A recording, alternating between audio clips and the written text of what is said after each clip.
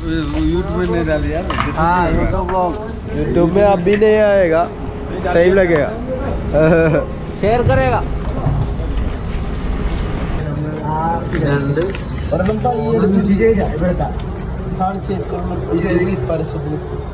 കണ്ടാ ആവശ്യമില്ലാത്ത പോണ്ടത് വണ്ടി കണ്ട.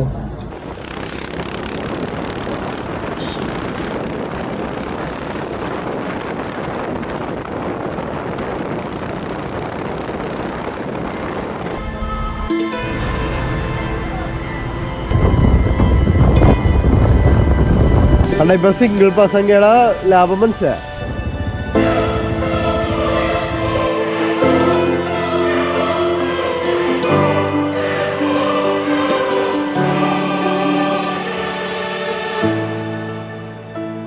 രണ്ടുപേരും ഔട്ട് ചെയ്തു. ആ പൊട്ട പ്രേമിക്കരോ നിങ്ങൾ കിണ്ടി കണ്ണൻ കുണ്ടിപ്പൂറൻ.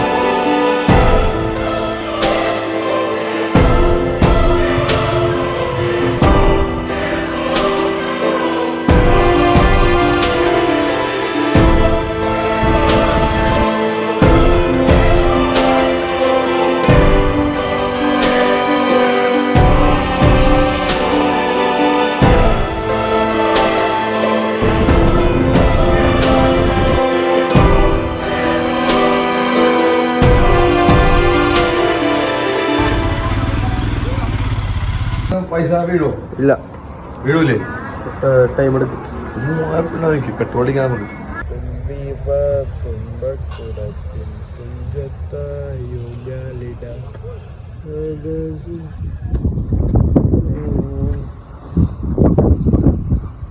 ഫ്രെയിം ഇഷ്ടപ്പെടും.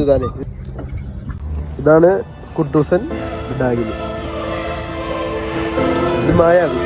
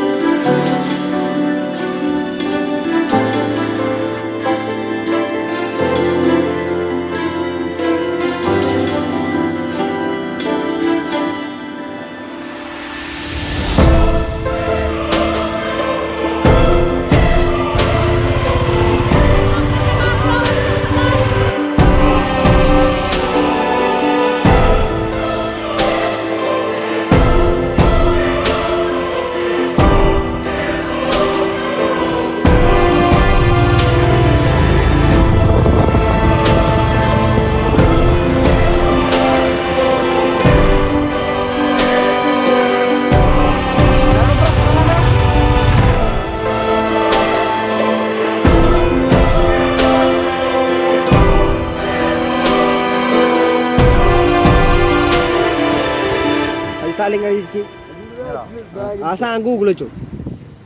അങ്ങനെയുണ്ട് കൂട്.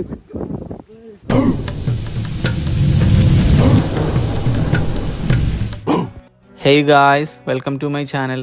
ഇപ്പോൾ നമ്മളുള്ളത് ലഹാൻ എന്ന പേരുള്ള സിറ്റിയിലാണ്. അപ്പോൾ ഇവിടെയാണ് നമ്മൾ ഇന്നലെ കിടന്നുറങ്ങിയത്. ഇതാണ് ആ പരിസരവും കാര്യങ്ങളൊക്കെ. അപ്പോൾ നമ്മൾ ഇന്നലെ നിന്ന ലോഡ്ജിൻ്റെ പേര് ശുഭലക്ഷ്മി എന്ന പേരുള്ളൊരു ലോഡ്ജാണ്. അഡ്ജസ്റ്റബിളാണ്, സീനില്ല. ഇനിയിപ്പോൾ നമ്മുടെ അടുത്ത പരിപാടി എന്ന് പറയുന്നത് നേരെ കാഠ്മണ്ഡുവിലേക്ക് വെച്ച് പിടിക്കുക എന്നുള്ളതാണ്. കാഠ്മണ്ഡുവിലേക്ക് ലഹാനിൽ നിന്ന് ഏകദേശം 7 മണിക്കൂറും 30 മിനിറ്റിൻ്റെയും യാത്രയുണ്ട്. അത് ഏകദേശം ഒരു 100-300 കിലോമീറ്റർ വരും. നമ്മുടെ മെയിൻ ടാസ്ക് എന്ന് പറയുന്നത് ഇന്ന് മെയിനായിട്ട് നമ്മൾ വേറെ സ്ഥലങ്ങളൊന്നും കാണുന്നില്ല, ഇന്ന് ഫുള്ള് റൈഡിൽ തന്നെ ഇരിക്കും. അപ്പോൾ ഇന്ന് തന്നെ നമുക്ക് കാത്മണ്ഡു പിടിക്കണം എന്നുള്ളൊരു മൂഡിലാണ് ഇന്നത്തെ നമ്മുടെ പരിപാടി. അപ്പോൾ അതിന് മുമ്പായിട്ട് എന്താ ചെയ്യുക, അതിന് മുമ്പായിട്ട് നമുക്ക് പെട്രോൾ അടിക്കാനുണ്ട്, ഫുഡ് അടിക്കാനുണ്ട്. അപ്പോൾ പെട്രോൾ അടിക്കാനും ഫുഡ് അടിക്കാനും നല്ലൊരു സ്ഥലം തപ്പിയാണ് നമ്മളിപ്പോൾ നേരെ പോയിക്കൊണ്ടിരിക്കണം.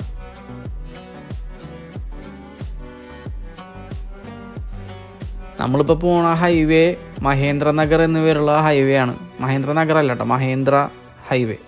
കഴിഞ്ഞ ദിവസം നമ്മൾ പാനിട്ടങ്കിയിൽ നിന്ന് നേരെ കാക്കർബിട്ട, അതായത് ഇന്ത്യ നേപ്പാൾ ബോർഡർ ക്രോസ് ചെയ്ത് ഇതുവരെ ഈ ഹൈവേന്ന് നമുക്ക് ഡീവിയേറ്റ് ചെയ്യാനായിട്ട് സാധിച്ചിട്ടില്ല. അപ്പോൾ ഈ ഹൈവേനെ കുറിച്ച് പറയാനായിട്ടാണെങ്കിൽ നേപ്പാളിൽ തന്നെ ഏറ്റവും ലോങ്ങസ്റ്റ് ആയിട്ടുള്ള ഹൈവേ ആണ് മഹേന്ദ്ര ഹൈവേ. ഏകദേശം 1027 കിലോമീറ്ററാണ് ഈ ഒരു ഹൈവേയുടെ ലെങ്ത്ത് എന്ന് പറയുന്നത്. അതായത് ഇന്ത്യയുടെ കിഴക്കൻ ഭാഗത്ത് കൂടി നിങ്ങൾ നേപ്പാളിലേക്ക് പ്രവേശിച്ചു കഴിഞ്ഞാൽ നിങ്ങൾക്ക് നേപ്പാളിലെ പടിഞ്ഞാറൻ ഭാഗത്തുകൂടി നിങ്ങൾക്ക് ഇന്ത്യയിലേക്ക് എക്സിറ്റ് അടിക്കാം. അത്രയും ദൂരമുണ്ട് ഈ ഒരു ഹൈവേക്ക്. ഈ ഹൈവേയിൽ നിന്ന് നമ്മളൊരു റൈറ്റ് ഡീവിയേറ്റ് എടുത്തിട്ട് വേണം കാത്മണ്ഡുവിലേക്ക് പോകാനായിട്ട്. അങ്ങനെ നമുക്ക് പറ്റിയ ഒരിടം നമ്മൾ കണ്ടുപിടിച്ച് നമ്മൾ വണ്ടി ഒതുക്കി. ആദ്യം നമ്മൾ പെട്രോളിൻ്റെ വിലയും കാര്യങ്ങളൊക്കെ ഒന്ന് അന്വേഷിച്ച്, കാരണം വേറെ രാജ്യമല്ലേ, നമ്മുടെ നാടല്ലല്ലോ. അപ്പോൾ ആദ്യം അതൊക്കെ ഒന്ന് തിരക്കി. തൊട്ട് സൈഡിൽ തന്നെ ഒരു റെസ്റ്റോറൻറ്റ് ഉണ്ടായിരുന്നു, നമ്മൾ അവിടെ തന്നെ വണ്ടി ഒതുക്കി. അവിടെ നമ്മൾ മാഗിയും ചായയുമാണ് അടിച്ചത്. വളരെ ശോകം സാധനമായിരുന്നു രണ്ടും, ചായയും മാഗിയും.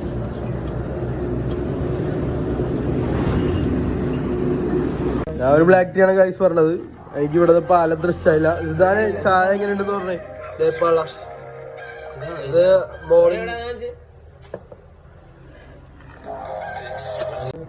മോർണിംഗ് ടീ ഫസ്റ്റ് ടൈമാണ് നേപ്പാള. അതിനടുത്ത് ഇപ്പൊ പറയും മാട്ടച്ചായ ആ 10 ഞാൻ ഒരു 2 ബാർ കൊടുക്കും. ഓക്കെ, അത് പാലും വെള്ളവും അതിനുള്ളതുകൊണ്ട് 2 ഞാൻ കൊടുക്കും. ഞാനത് കാരണം ബ്ലാക്ക് ടീ ആണ് പറഞ്ഞത് ഗൈസ്. ഇതിനകത്ത് ഒരു കാര്യം മധുരമില്ല, മധുരം ഇടിക്കണം. നേപ്പാൾ യു യു എന്നാണ് ഈ പറയണത്. നമ്മളവിടെ മാഗി എന്ന് പറയും. ഇതാ പറയുമ്പോ കഴിച്ചു നോക്കിട്ട് എങ്ങനെയുണ്ട്. നമ്മളവിടുത്തെ മാഗിനായിട്ട് കമ്പയർ ചെയ്ത് കഴിഞ്ഞാൽ എന്താ കൂടും? നിനക്കൊന്ന് കുടിക്കാൻ പറയാം. 10 ഞാനൊരു 3.5 മാർക്ക് കൊടുക്കും. മല്ലിച്ചീരിന്റെ സ്പൈസിയാണ്, സോസാണെന്നൊക്കെ അറിയാൻ പാടില്ല. ഇതാണ് ഇവരുടെ നോട്ട്. ഇതിപ്പോ എത്ര എഴുതിയേക്കണമെന്നുള്ളതും പിന്നെ ഇതിനകത്ത് എന്തൊക്കെയാണെന്നുള്ളതും ഞാൻ ഡീറ്റെയിൽ ആയിട്ട് അവിടെ പോയിട്ട് പഠിച്ചിട്ട് ഞാൻ അറിഞ്ഞു നോക്കാം. നിങ്ങൾ ഇതൊക്കെ താഴത്ത് കമന്റ് ചെയ്ത് കഴിഞ്ഞിട്ട് അടുത്ത വീഡിയോയിൽ ഇത് പറയാം കേട്ടോ. അങ്ങനെ നമ്മൾ ഫുഡും അടിച്ച് 3 വണ്ടിക്കും പെട്രോളും അടിച്ച് ഇനി നമ്മൾ നേരെ പോണത് കാത്മണ്ഡുവിലേക്കാണ്.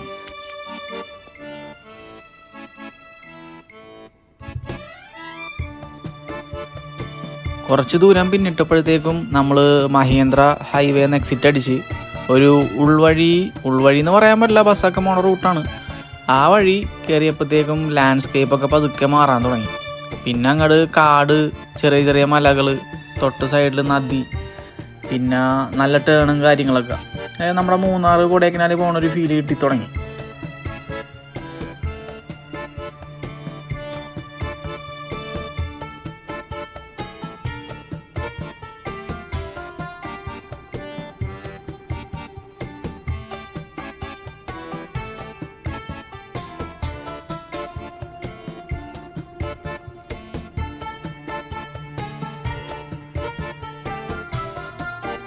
അഫ്രീദിൻ്റെ വണ്ടീൻ്റെ സെൻട്രൽ സ്റ്റാൻഡ് ലൂസായതുകൊണ്ട് നമ്മൾ ഓരോ ടേൺ ഇടുമ്പോഴും അവൻ്റെ സ്റ്റാൻഡ് ഉരയാൻ തുടങ്ങി.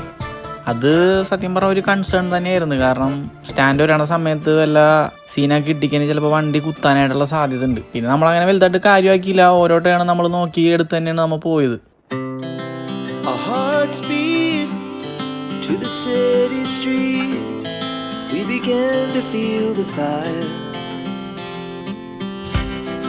We rise like tall buildings as the chemicals they take us higher. just begun as she puts her hand in mine. We wanna chase the night, wanna dance to the light, pull the stars from the sky, just two hearts running wild. Never sleep, never stop, as we shout from the top. We're gonna be two hearts running wild.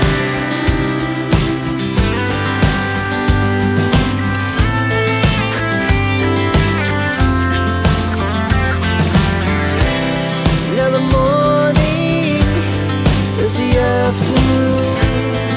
We lay awake in bed. The laughs so loud as the hours pass. We're gonna do it all again.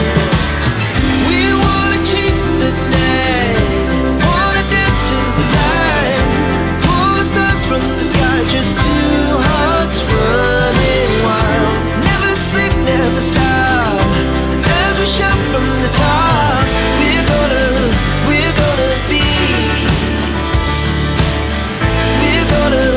we're gonna be two hearts running wild.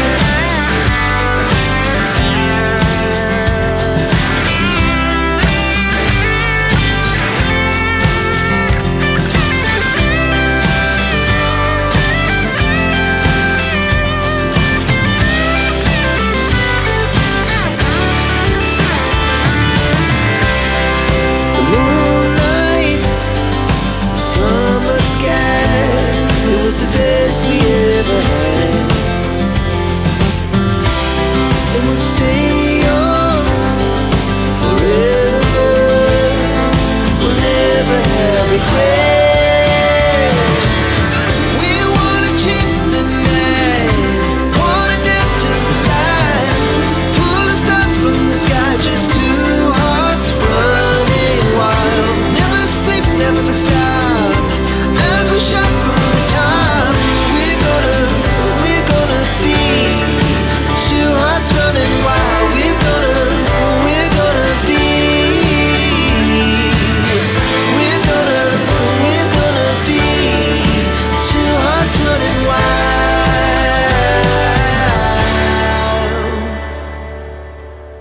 ഈ വഴി ശ്രദ്ധിച്ചാൽ നിങ്ങൾക്ക് മനസ്സിലാവും, വേറെ ഒരുപാട് വണ്ടികളൊന്നും ഈ വഴി പോണില്ല. ആകെ കൂടി ഈ ചരക്ക് വണ്ടിയും ടൂറിസ്റ്റ് വണ്ടിയും പിന്നെ കുറച്ച് അല്ലറ ചില്ലറ ബൈക്കും മാത്രമേ പോണുള്ളൂ. പിന്നെ ഞാൻ ആകെ ഈ വഴി കണ്ടത് ആകെ 2 ബസ്സാട്ടിയാണ് ഞാൻ ആകെ കണ്ട വണ്ടി. അതിൻ്റെ അകത്ത് ഒരു ബസ് കാരണം ഒരു ബ്ലോക്ക് നമുക്ക് കിട്ടിയായിരുന്നു. അത് നിങ്ങൾക്ക് കുറച്ചും കൂടി കഴിയുമ്പോൾ കാണാൻ പറ്റും.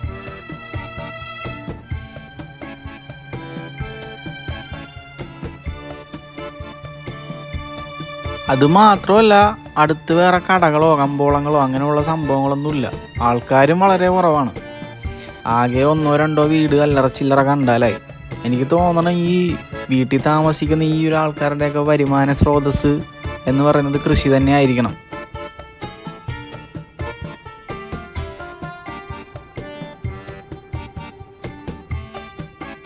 ഓരോരോ മല കാണുമ്പോഴും ഞാനിങ്ങനെ ചിന്തിക്കും, ഇനി ആ കാണണ കാത്മണ്ഡു, അങ്ങോട്ടാണ് നമുക്ക് പോകാനുള്ളത്. ഒരു ആൻറ്റിസിപ്പേഷൻ, സാധാരണ നമുക്ക് ഈ ചുരത്തിൽ കൂടി വണ്ടി ഓടിക്കുമ്പോൾ നമുക്ക് ചിലർക്ക് തോന്നും അങ്ങനെ, നമ്മൾ ദൂരെ കാണുമ്പോൾ അങ്ങോട്ടേക്കാണ് നമുക്ക് എത്താനുള്ളത്. ഒരുപക്ഷെ എല്ലാവർക്കും തോന്നിയിട്ടുണ്ടാവും.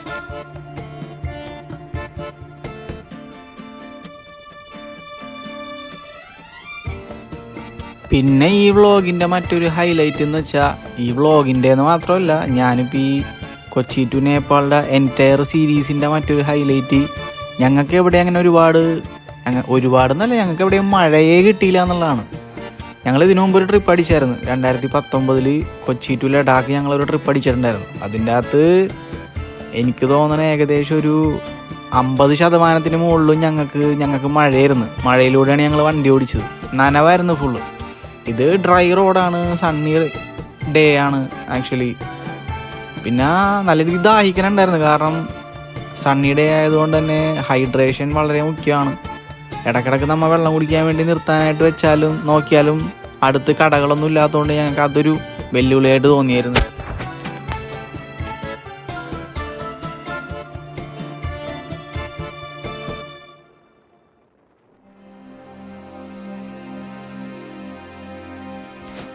കുറേ അങ്ങോട്ട് ഞങ്ങൾ വണ്ടി ഓടിച്ച് പോയപ്പോഴത്തേക്കും ഞങ്ങളൊരു ചെക്ക് പോസ്റ്റ് ചെന്നെത്തി. ആ ചെക്ക് പോസ്റ്റിൽ നമുക്ക് നിർത്തണ വേണ്ടതെന്ന് അറിയില്ല, കാരണം നമുക്ക് മുമ്പ് പോയ വണ്ടികളൊക്കെ അവിടെ നിർത്തിയിട്ടിട്ടുണ്ട്, ഈ ടൂറിസ്റ്റ് വണ്ടികൾ. അപ്പോൾ ഞങ്ങൾ ആ ചെക്ക് പോസ്റ്റ് അടുത്തപ്പോഴത്തേക്കും നമുക്കിങ്ങനെ ഒരു തോന്നില്ല വണ്ടി നിർത്തണ വേണ്ടേ. അങ്ങനെ അവസാനം ഞങ്ങൾ വണ്ടി ഒതുക്കാനായിട്ട് തീരുമാനിച്ചപ്പോഴത്തേക്കും അവിടെ ഉണ്ടായിരുന്ന കാക്കിയല്ലല്ലോ അവരുടെ വസ്ത്രം, അവരുടെ യൂണിഫോം, ആ ഒരു യൂണിഫോമിലുണ്ടായിരുന്ന നേപ്പാളീസ് പറഞ്ഞു നിങ്ങൾ വിട്ടോ എന്നും പറഞ്ഞ് കൈ കാണിച്ച് ഞങ്ങൾ അങ്ങോട്ട് വിടുകയും ചെയ്തത്. അതെന്തിൻ്റെ ചെക്ക് പോസ്റ്റ് ആണെന്നോ എന്തിൻ്റെ ചെക്കിങ് ആണെന്നോ എനിക്ക് ഇതുവരെ അറിയാനായിട്ട് സാധിച്ചിട്ടില്ല.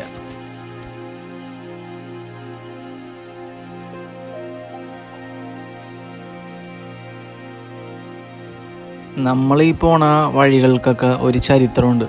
ആ ചരിത്രം എന്താണെന്ന് നിങ്ങൾക്കറിയോ? അറിയാത്തവർക്ക് വേണ്ടി ഞാൻ പറഞ്ഞുതരാം. സിന്ധുലി ഹൈവേ വഴിയാണ് നമ്മൾ കാഠ്മണ്ഡുവിലേക്ക് പോകുന്നത്. അപ്പോൾ ഈ സിന്ധുലി ഹൈവേയുടെയും, ഹൈവേ എന്ന് പറയാൻ പറ്റില്ല, സിന്ധുലി ജില്ലയുടെയും ഈ ഒരു സ്ഥലത്തിൻ്റെയൊക്കെ ഒരു പ്രത്യേകത എന്താണെന്ന് വെച്ചാൽ 1767 ഗൂർഖ ആർമിയും ബ്രിട്ടീഷുകാരും തമ്മിൽ ചെറിയൊരു യുദ്ധം ഇവിടെ വെച്ച് ഉണ്ടായിട്ടുണ്ട്. അന്നത്തെ കാലത്ത് ഈ ബ്രിട്ടീഷുകാരുടെ ഇൻവേഷൻ ഒരുപാട് നടക്കുന്നൊരു കാലഘട്ടമായിരുന്നു, എല്ലാവർക്കും അറിയാമല്ലോ. അപ്പോൾ അങ്ങനെ ഇരിക്കെ കാഠ്മണ്ഡു പിടിച്ചടക്കാനായിട്ട് അവർ ഈ ഒരു റൂട്ട് വഴി കാഠ്മണ്ഡു വരെ മാർച്ച് ചെയ്യാനായിട്ടാണ് തീരുമാനിച്ചത്. അന്ന് ഈ ഒരു സ്ഥലം ഭരിച്ചിരുന്നത് പൃഥ്വി നാരായൺ ഷാ എന്ന് പറയുന്ന ഒരു രാജാവായിരുന്നു. ആ രാജാവിൻ്റെ കിങ്ഡത്തിൽ വരുന്ന പോരാളികളായിരുന്നു ഗൂർഖ പോരാളികൾ. അപ്പോൾ ഈ ഒരു സ്ഥലത്തിൻ്റെ പ്രത്യേകത നിങ്ങൾക്ക് കാണുമ്പോൾ മനസ്സിലാവില്ല, ഇതൊരു ഹിമാലയൻ ടെറൈനാണ്. അതായത് ഒരുപാട് മലനിരകൾ, ഒരുപാട് ചരിവുകൾ, ഒരുപാട് മൂലകൾ ഒക്കെ ഈ ഒരു ടെറൈനിലുണ്ട്. കുത്തനെയുള്ള മല, ഇറക്കം, കയറ്റം. അപ്പോൾ ഈ ബ്രിട്ടീഷുകാർക്ക് ഈ ഒരു സ്ഥലത്തെ പറ്റി വലിയ പരിചയം ഉണ്ടായിരുന്നില്ല. അവർ എല്ലാ സ്ഥലത്തും പോയി ഇൻവേഡ് ചെയ്യുന്ന രീതി തന്നെയാണ് ഇവിടെയും അവർ പ്രയോഗിച്ചത്. പക്ഷേ ഇവിടെ ഗൂർഖകൾക്ക് ഒരു അഡ്വാൻറ്റേജ് എന്തായിരുന്നു വെച്ചാൽ അവർക്ക് ഈ സ്ഥലത്തിനെ പറ്റി വളരെ പരിചിതമാണ്, ഹൈലി എക്സ്പീരിയൻസ്ഡും ആണ്. അപ്പോൾ അവർ ബ്രിട്ടീഷുകാരെ തോൽപ്പിക്കാനായിട്ട് ഉപയോഗിച്ച തന്ത്രം എന്ന് പറയുന്നത് ഗൊറില്ല ടാക്റ്റിക്കാണ്. ഗൊറില്ല വാർഫെയർ നിങ്ങൾ കേട്ടിട്ടുണ്ടോ? ഗൊറില്ല ടാക്റ്റിക് എന്ന് വെച്ചിട്ടുണ്ടെങ്കിൽ ഒളിഞ്ഞിരുന്ന് ആക്രമിക്കുക. അതായത് അവർക്ക് കാണാൻ പറ്റില്ല നമ്മുടെ ആക്രമണം എങ്ങനെയായിരിക്കും, ഒരു വലിയ ആംബുഷിലായിരിക്കും ഇവരിത് ആക്രമിക്കുക. അപ്പോൾ ഈ ഒരു ഗൊറില്ല ടാക്റ്റിക് ഉപയോഗിച്ച് ബ്രിട്ടീഷുകാരെ ഇവർ കീഴടക്കുകയും നേപ്പാളിൻ്റെ പ്രതിരോധ ശേഷി എന്താണെന്ന് ലോകത്തെ കാണിച്ചു കൊടുക്കുകയും ചെയ്യുന്ന ഒരു സാഹചര്യം അന്നുണ്ടായിരുന്നു. ബ്രിട്ടീഷുകാരെ സംബന്ധിച്ച് അവരുടെ കയ്യിൽ തോക്കും ആയുധങ്ങളും ആൾക്കാരും എല്ലാം അവർക്ക് വളരെ കൂടുതലായിരുന്നെങ്കിലും ഇവരുടെ ഈ ഹിമാലയൻ ടെറൈനായിട്ടുള്ള ഈ ഗൂർഖകളുടെ എക്സ്പീരിയൻസ് കാരണവും ഈ ഒരു ടാക്റ്റിക് യൂസ് ചെയ്തുകൊണ്ടുമാണ് ഇവർക്ക് ഈ യുദ്ധം ജയിക്കാനായിട്ട് സാധിച്ചത്. ഇത് ആക്ച്വലി സംഭവിക്കുന്നത് സിന്ധുലി ഗതി ഫോർട്ടിൽ നിന്നാണ്. അതൊരു കോട്ടയാണ്. ആ ഒരു കോട്ടയിൽ നിന്നാണ് ഈ ഒരു സംഭവം നടക്കുന്നത്. അതുകൊണ്ട് തന്നെ ഈ ഒരു സംഭവത്തെ സിന്ധുലി ഗതി ബാറ്റിൽ എന്നാണ് അറിയപ്പെടുന്നത്.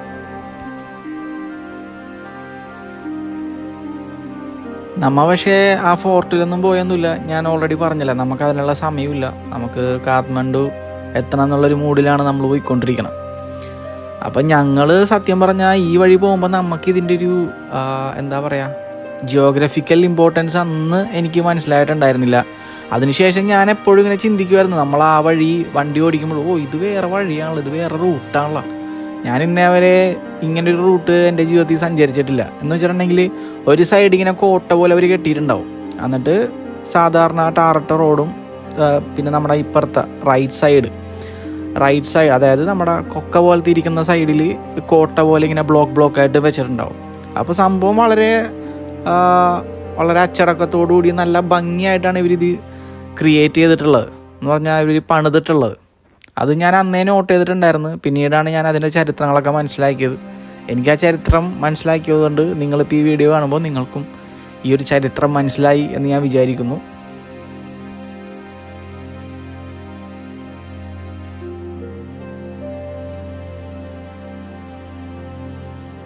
ശരിക്കും പറഞ്ഞാൽ ഈ ട്രിപ്പ് സ്റ്റാർട്ട് ചെയ്യുമ്പോൾ 6 പേരായിട്ട് പോകാനായിട്ടാണ് ഞങ്ങൾ പ്ലാൻ ചെയ്തത്. കാരണം ഞങ്ങളുടെ കയ്യിൽ 3 വണ്ടി ഉണ്ടല്ലോ. കഴിഞ്ഞ ട്രിപ്പിലും ഞങ്ങൾ 6 പേരാണ് പോയത്. അപ്പോൾ ഞാനിങ്ങനെ ചിന്തിക്കണമായിരുന്നു, ഈ റോഡിലൂടെ നമ്മൾ ഈ വണ്ടി ഓടിക്കുന്ന സമയത്ത് അല്ലെങ്കിൽ ഓരോ ടേൺ ഇടുന്ന സമയത്ത് ഞാൻ ചിന്തിക്കണേണ്, ആ 6-ാമൻ ഈ ഒരു കാഴ്ച കാണാൻ പറ്റിയില്ലല്ല, അല്ലെങ്കിൽ അവൻ ആ ഒരു ഭാഗ്യമില്ലല്ല എന്ന് ഞാനിങ്ങനെ ചിന്തിക്കണമായിരുന്നു. അവനൊരു അത്യാവശ്യ കാര്യമായതുകൊണ്ട് അവന് എന്തോ അന്ന് വരാൻ പറ്റിയില്ല. ഞാനപ്പോൾ ഈ ട്രിപ്പ് സ്റ്റാർട്ട് ചെയ്യണതിൻ്റെ തലേ ദിവസം ഞാൻ എൻ്റെ ഇൻസ്റ്റാഗ്രാമിലൊരു സ്റ്റോറി ഇട്ടിട്ടുണ്ടായിരുന്നു, ഇത്ര പൈസ ഉള്ളവർക്ക് നമ്മുടെ കൂടെ ഈ ഒരു ട്രിപ്പ് വരാം ഒരാൾക്ക് എന്ന് പറഞ്ഞിട്ട്.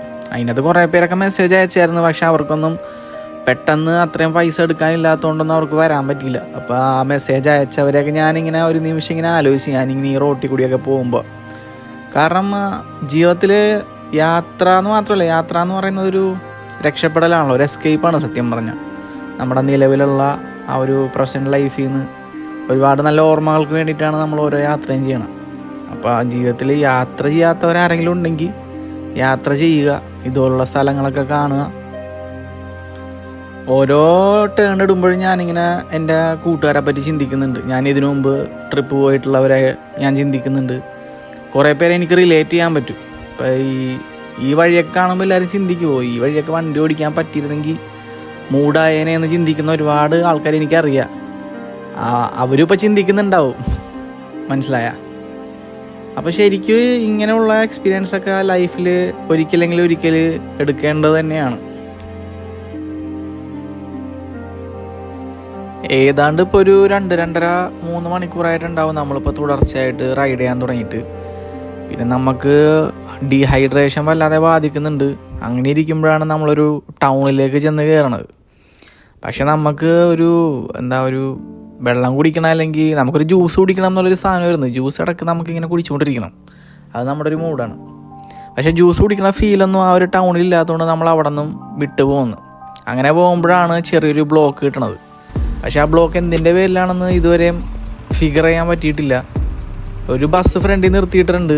ആ ബസ്സിൻ്റെ ടയറിലോട്ട് നോക്കുമ്പോൾ ടയറിന് വേറെ പ്രശ്നങ്ങളൊന്നുമില്ല. പിന്നെ അവരെന്തോ പറയണ്ടായിരുന്നു, അത് നമുക്ക് മനസ്സിലായില്ല. കുറച്ച് ബസ്സിൻ്റെ ബാക്കിലായിട്ട് കുറച്ച് വണ്ടികളൊക്കെ ഉണ്ട്. ആ വണ്ടിയിൽ നിന്ന് ആൾക്കാരൊക്കെ ഇറങ്ങി ഇങ്ങനെ കൂട്ടം കൂടി സംസാരിക്കുന്നുണ്ട്. നടു റോട്ടിലാണ് ഈ സംഭവം. നമ്മളിങ്ങനെ ചിന്തിക്കേണ്ടത് എന്താണ് ഉമ്മറ മൂഡ്, എന്താ സെറ്റപ്പ് എന്താണ്. പക്ഷെ അവിടെ ഒരു ആക്സിഡൻറ്റ് നടന്നതായിട്ടൊന്നും കാണുന്നില്ല. ചിലപ്പോൾ വല്ല വണ്ടി ബ്രേക്ക് ഡൗൺ ആയതായിരിക്കും, ഈ ഫ്രണ്ടിലുള്ള ബസ് ബ്രേക്ക് ഡൗൺ ആയതായിരിക്കാനാണ് സാധ്യത ആ ഒരു സംഭവം കണ്ടിട്ട്. ഈ പോണ പോക്കിലൊരു ബുദ്ധിമുട്ടായിട്ട് തോന്നിയത് ഈ ഒരു ബ്ലോക്കിൻ്റെ ഒരു ബുദ്ധിമുട്ട് തോന്നിയായിരുന്നു. പിന്നെ ഒരു വലിയൊരു ബുദ്ധിമുട്ട് തന്നെയുണ്ട്, അത് ഇപ്പോഴല്ല, ഞാൻ കുറച്ച് കഴിഞ്ഞിട്ട് പറഞ്ഞുതരാം.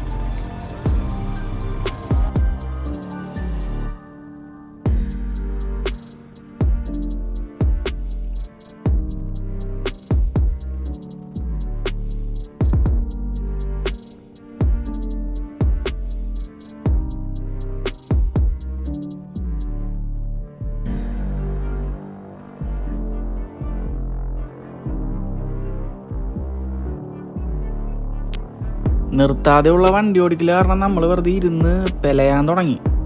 അപ്പോഴാണ് നമുക്ക് അടുത്ത വെല്ലുവിളി നമ്മളെ തേടി എത്തണത്. ദാഹം ഒരു പരിധിവരെ നമുക്ക് പിടിച്ചു നിർത്താൻ പറ്റുമെങ്കിലും മൂത്രം ഒരു പരിധിവരെ നമുക്ക് പിടിച്ചു നിർത്താൻ പറ്റില്ല. അതിത്തിരി റിസ്കി ഷോട്ടാണ്, യുനോ. അതുകൊണ്ട് നമ്മൾ ടൗണൊക്കെ വിട്ടു പോകുന്നപ്പോഴത്തേക്കും അധികാരം എന്നല്ല, ഒരു വണ്ടി ഒതുക്കി നമുക്ക് കാര്യം സാധിക്കാനുള്ള ഒരു സ്ഥലം എത്തിയപ്പോഴത്തേക്കും നമ്മൾ വണ്ടി ഒതുക്കി. അങ്ങനെ ഞങ്ങൾ കാര്യം സാധിച്ചു.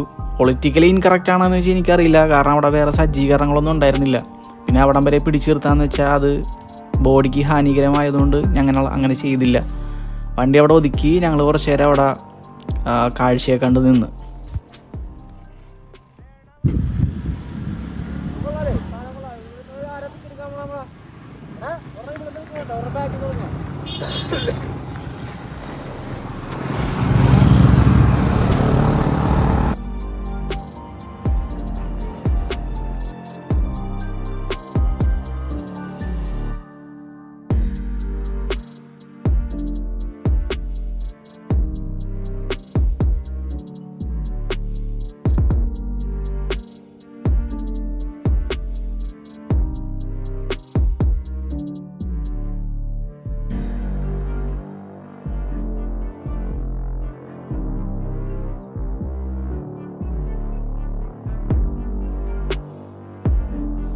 അങ്ങനെ അമ്മ അറസ്റ്റിങ്ങും ഫോട്ടോഷൂട്ടൊക്കെ കഴിഞ്ഞിട്ട് അവിടെ നിന്ന് വണ്ടി എടുത്ത് വിട്ട്.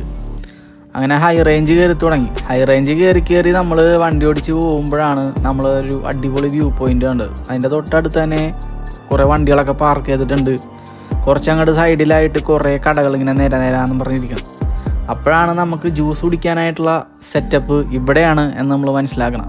അങ്ങനെ നമ്മൾ അവിടെ വണ്ടി നിർത്തി ആ വ്യൂ പോയിൻറ്റും കണ്ട് കുറേ നേരം അങ്ങനെ നിന്ന് ജ്യൂസും കുടിച്ച്. ശരിക്കും ആ ഒരു ഗ്രാമം കാണുമ്പോൾ തന്നെ ഒരു കൊടൈക്കനാൽ വൈബാണ് നമുക്ക് കിട്ടണം. ഒരു ഉച്ച സമയത്ത് കൊടൈക്കനാൽ നിങ്ങൾ പൂണ്ടി വില്ലേജിലൊക്കെ പോയിട്ടുണ്ടെങ്കിൽ അറിയാൻ പറ്റും. ഏകദേശം അതുപോലെയൊക്കെ തന്നെ ഇരിക്കും. പിന്നെ ഈ വ്യൂ പോയിന്റിൽ നിന്ന് താഴെ നോക്കുമ്പോൾ താഴത്തുനിന്ന് വണ്ടികൾ ഇങ്ങനെ കയറി വന്നത് നമുക്ക് കാണാൻ പറ്റും. അത് കണ്ട് നിൽക്കാൻ തന്നെ നല്ല രസമാണ്. കുറേ നേരം അവിടെ തന്നെ അത് നോക്കി തന്നെ നിന്നമ്മ. അത് മിക്ക സ്ഥലത്തും, അതായത് നമ്മൾ ഈ കൊടൈക്കനാൽ, മൂന്നാർ, വാൽപ്പാറയൊക്കെ പോയിട്ടുണ്ടെങ്കിൽ നമുക്ക് കാണാൻ പറ്റും.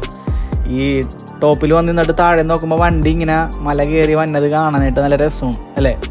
ആ സെയിം സാധനം അതെനിക്ക് വളരെ ഇഷ്ടപ്പെട്ടൊരു സംഗതിയായിരുന്നു ഈ ഒരു യാത്രയിൽ.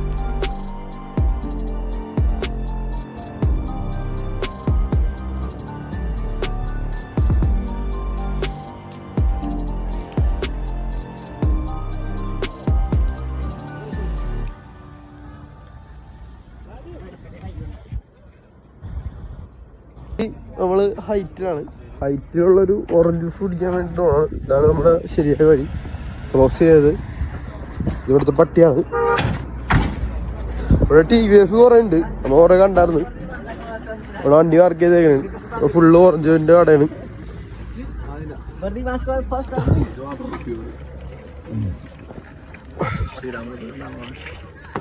ഫ്രഷ് ഓറഞ്ച് ജ്യൂസാണ് വെച്ചാൽ സാധനം പിടിച്ചോണ്ടിരിക്കുന്നത്.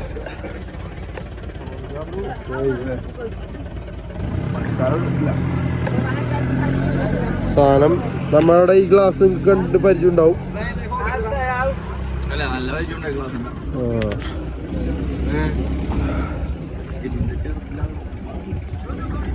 ഞാനേ ജ്യൂസ് എങ്ങനെയുണ്ടെന്ന് കുടിച്ച് നോക്കിയിട്ട് പറഞ്ഞില്ലല്ലോ. ജ്യൂസ് നമ്മുടെ ഓറഞ്ച് പൊളിച്ച് നമ്മൾ കഴിക്കൂലേ, അത് taste. No artificial, no extra sugar, only orange. ഓറഞ്ചിന്റെ പൾപ്പ് കൊള്ളാം, എനിക്കിഷ്ടായി. അങ്ങനെ ജ്യൂസ് കുടിച്ച് നമ്മുടെ വിശപ്പും ദാഹമൊക്കെ മാറ്റി നമ്മൾ പിന്നെ നമ്മുടെ റൈഡിങ് ആരംഭിച്ചു.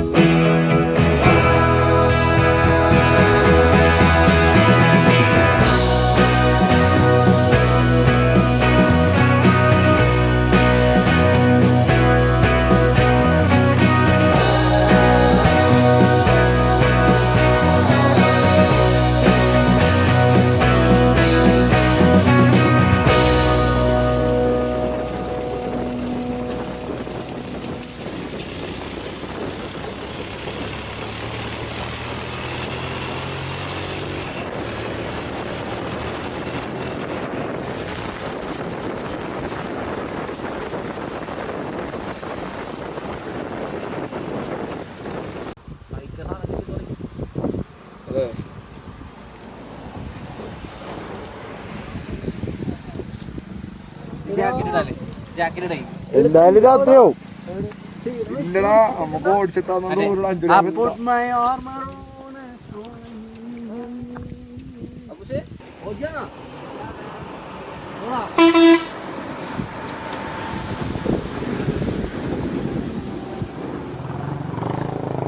എന്താ ഗൈസ് നിങ്ങൾ ചെയ്യുന്നത്? ഇല്ല ഇവിടുത്തെ ഔഷധമാണെന്ന് പറഞ്ഞുകൊണ്ട് ഇത് ഓക്സിജന്റെ ഇത് അളവ് കൂട്ടി നിർത്തും നമ്മുടെ ഇതിൽ. ഇത് ചതച്ചിട്ട് ഇങ്ങനെ മണത്താ മതി. ഏത് സാധനം ഉണ്ടോ? അതാണ് സാധനം. ഇതാണ് സാധനം. ഓക്സിജന്റെ അളവ് കൂട്ടി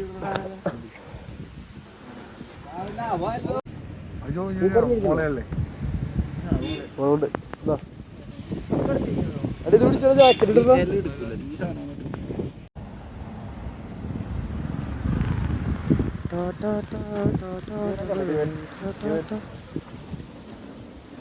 ഇവനാണ് സാധനം. ഇങ്ങനെ കയ്യിലിട്ട് തിരുമ്പിട്ടില്ല. കയ്യിൽ കറ ഇങ്ങനെ കത്തിക്കിനെ വടിച്ചിടും.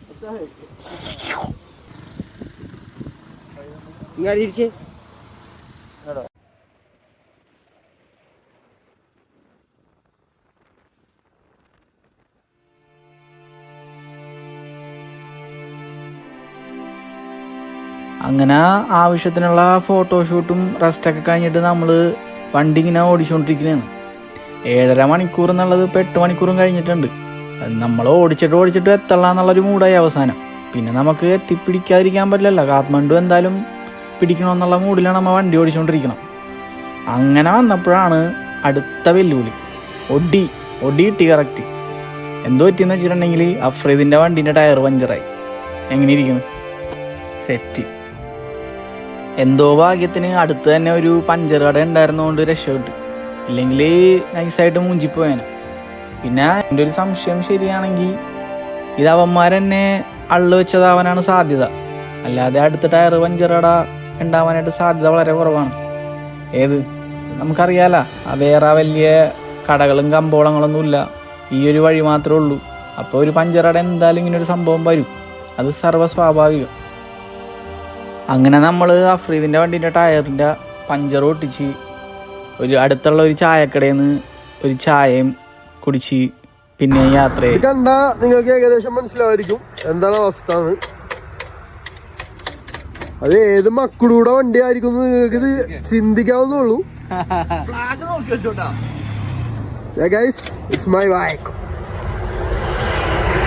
നിങ്ങളാണ് ഈ ഒരു സാഹചര്യത്തിൽ നിങ്ങൾ എന്ത് കാണിച്ചാണ്? പഞ്ചറുടെ അടുത്തൊന്നും ഇല്ലെങ്കിൽ ഇതാണ് നമ്മളാണ് ടീം.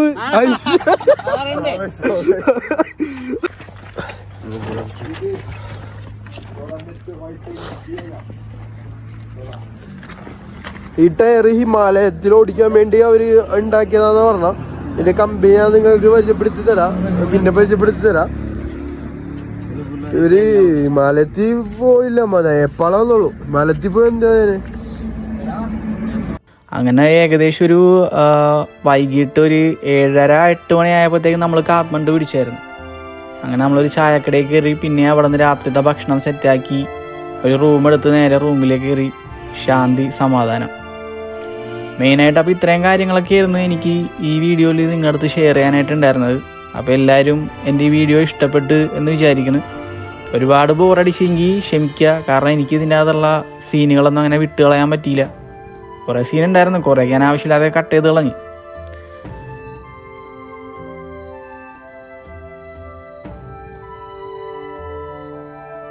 അപ്പം ഇനി വേറെ ഒന്നും വലുതായിട്ട് പറയാനില്ല. ഇനി അടുത്ത വിശേഷങ്ങളുമായിട്ട് ഞാൻ അടുത്ത വീഡിയോയിൽ വരാം. അടുത്ത വീഡിയോ ഫുള്ള് കാഠ്മണ്ഡുവിൽ ചുറ്റിക്കിറങ്ങുന്ന വീഡിയോസ് ആയിരിക്കും. അപ്പോൾ എല്ലാവരും ഷെയർ ചെയ്യുക, കമൻറ്റ് ചെയ്യുക, ലൈക്ക് ചെയ്യുക, സബ്സ്ക്രൈബ് ചെയ്യുക. അപ്പോൾ ഓക്കെ. അപ്പോൾ വേറെ ഒന്നും പറയാനില്ല. വീണ്ടും സന്ധിക്കും വരയ്ക്കും വണക്കം.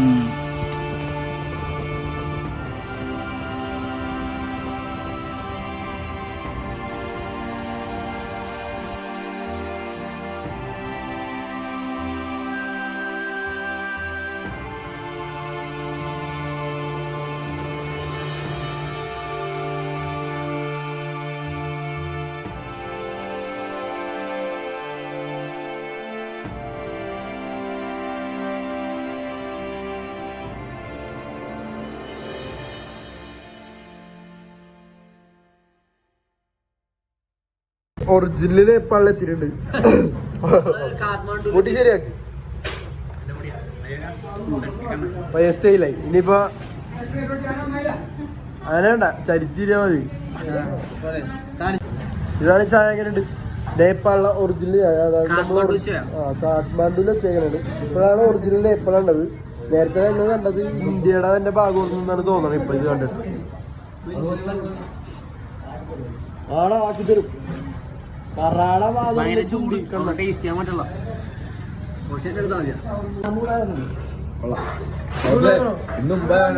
നീ എന്താ പറയാ? അവനെന്താ പറയാ? ഞങ്ങ ഒറിജിനൽ നേപ്പാളിൽ എത്തിയേക്കണേ ഗൈസ്. അവിടെ നിന്ന് കട്ടൻ പറഞ്ഞിട്ടുണ്ട്. കണ്ടു കഴിഞ്ഞാൽ നല്ല ഡാർക്ക് കട്ടനാന്ന് തോന്നും. ബാക്കി ഞാൻ പറയാനുള്ള ഇതാരും പറയാം. നേപ്പാളിലെ കാഠ്മണ്ഡു എന്ന സ്ഥലമാണ് ക്യാപിറ്റൽ ഓഫ് നേപ്പാൾ. ഇത് എന്റെ വ്യാഖ്യാനമാണ്, നീ അതിൽ ഇടപെടല്ലേ. ഞാൻ അവിടെ നിന്ന് കണ്ടത് എനിക്ക് ഒറിജിനൽ നേപ്പാളായിട്ട് തോന്നിയില്ല. റോഡൊക്കെ നേപ്പാളല്ല അല്ല അല്ലേ? ആ ഫോറസ്റ്റ് റോഡ് തോന്നിയതൊക്കെ അത് പറയോ മൈരി ചായ എങ്ങനെയുണ്ട്? ഒറിജിനൽ നേപ്പാളിലെ തേനാണ് കാഠ്മണ്ഡുല്. ഇതാ പറഞ്ഞ ചായ എങ്ങനെയുണ്ട്? ഞാൻ 10-ൽ 6 മാർക്ക് കൊടുക്കും. 6 മാർക്ക്. എനിക്ക് കട്ടൻ ഇഷ്ടമുള്ളതുകൊണ്ട് ഞാനൊരു 8 കൊടുക്കുന്നുണ്ട്. നിങ്ങൾ വേറെ ഒന്നും വിചാരിക്കരുത്. എനിക്ക് തോന്നുന്നു നീ ഒറിജിനൽ കട്ടൻ കുടിച്ചിട്ടില്ല. മുമ്പ് പറഞ്ഞ് ഞങ്ങളെ ഞെട്ടിച്ചിരിക്കുകയാണ്. ഞാൻ അറിയാണ്ട് ഫ്രൈഡ് റൈസ് തന്നെ പറഞ്ഞു. ഫ്രൈഡ് റൈസ് കഴിക്കാറില്ല. പിന്നെ ഇവിടെ ഒന്ന് ഒടി കിട്ടണ്ടെന്ന് വിചാരിച്ചിട്ട് ഞാൻ ഫ്രൈഡ് റൈസ് പറഞ്ഞത്. പക്ഷെ എനിക്കാണ് തെറ്റി പറ്റിയത്. ഇതാ കറക്റ്റ് സാധനം കിട്ടി. ഇതാണ് ടേസ്റ്റ്. ചിക്കൻ തുപ്പ.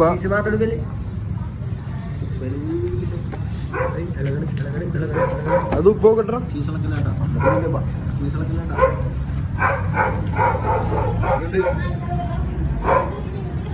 വെരി ടൈമല്ല.